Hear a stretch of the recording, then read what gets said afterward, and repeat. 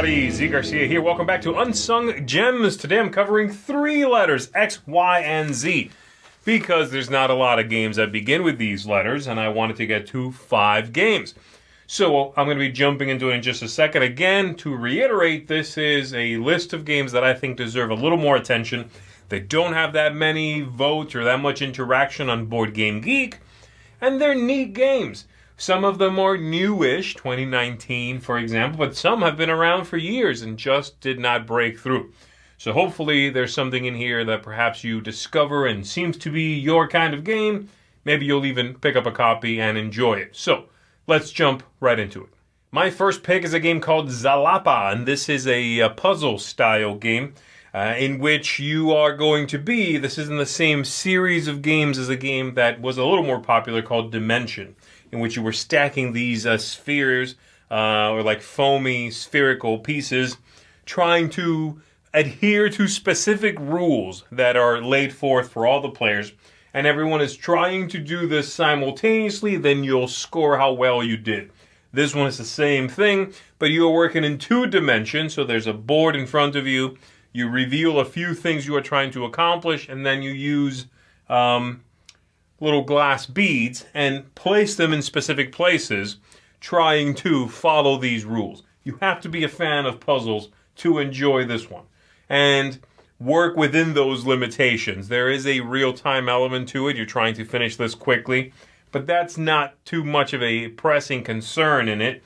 It's more about being able to discern that you don't break a rule by attempting to follow another one. If you like the idea of that, spotting a pattern, trying to be, to optimize what it is you are doing with as few glass beads as possible, then I think this is one you are going to enjoy. It's very thinky, very puzzly, of course, but a neat game that stands out from most games by simply being so different. That is Xalapa. Next up, I'm talking about a party game called Yes, with 3 S's. Count them, 3. In this one, you are revealing a number of cards that have a little drawing on them. I think there's like 6 or 8 that go out. And then everyone is given 2 random numbers, and you have to come up with a word which will tie those things together. Kind of sounds like code names, right? Well, this is sort of a code names-like game, but it's a lot simpler, for me, a lot more enjoyable. Way less stress in this one. So you'll have 2 things, you look at the numbers, you see what the paintings are, and there's no turn order. Whenever someone is ready, they can just say, okay, I got one. The word is house. And other players will then vote on what they think. Well, it's the bed and the chimney. Is that it? Oh, okay. You got it. So you're trying to figure things out that way.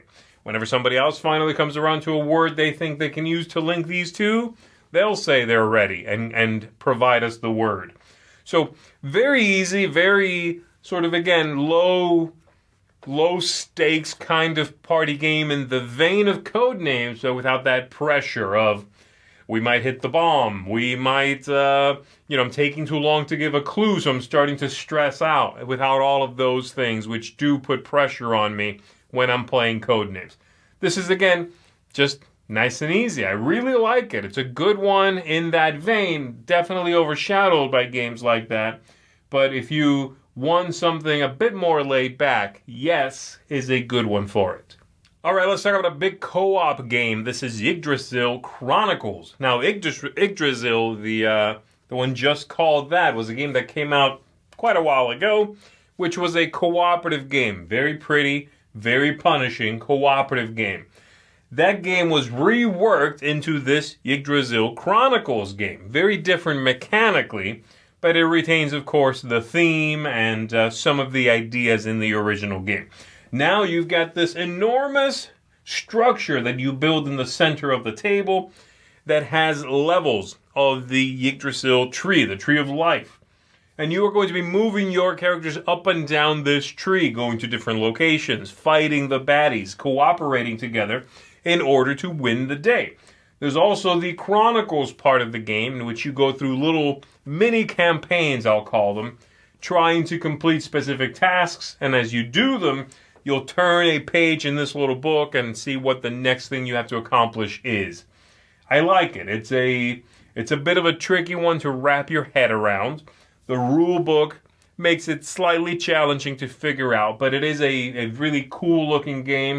It has a nice amount of interest and cooperation, and just looks neat set up on the table as you move characters up and down and rotate parts of the board and line things up so that you can be effective. Very, again, outside of the box when it comes to the traditional co-op games, of which we've seen quite a few. So Yggdrasil Chronicles, if you want one that's just a bit different from the ones you've got right now.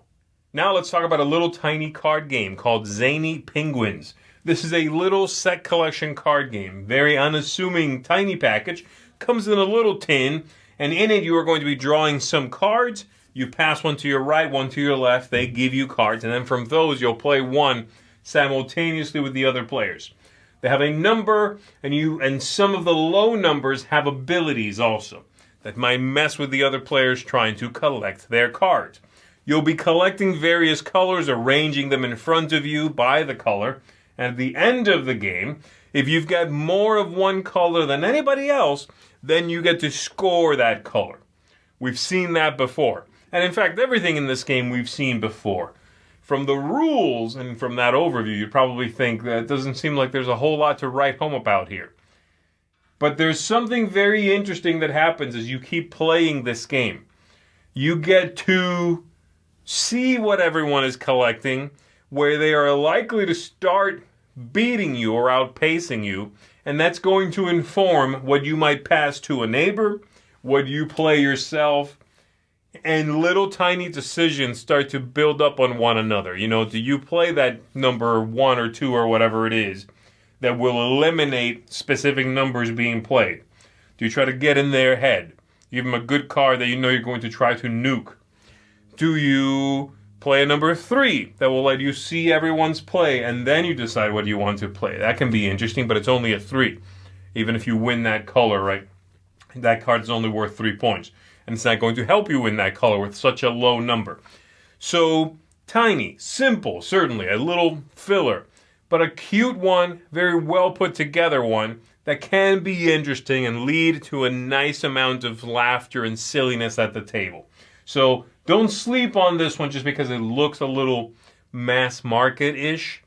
There's a nice, silly package in here that works really well. That's Zany Penguins. And then my last pick for today is Zeppelin Attack, which I would say is the sort of the roughest of all of these games. It's the one that's the most esoteric, the one that is in which you're going to have to look past the most rough corners, okay? This is a deck building game.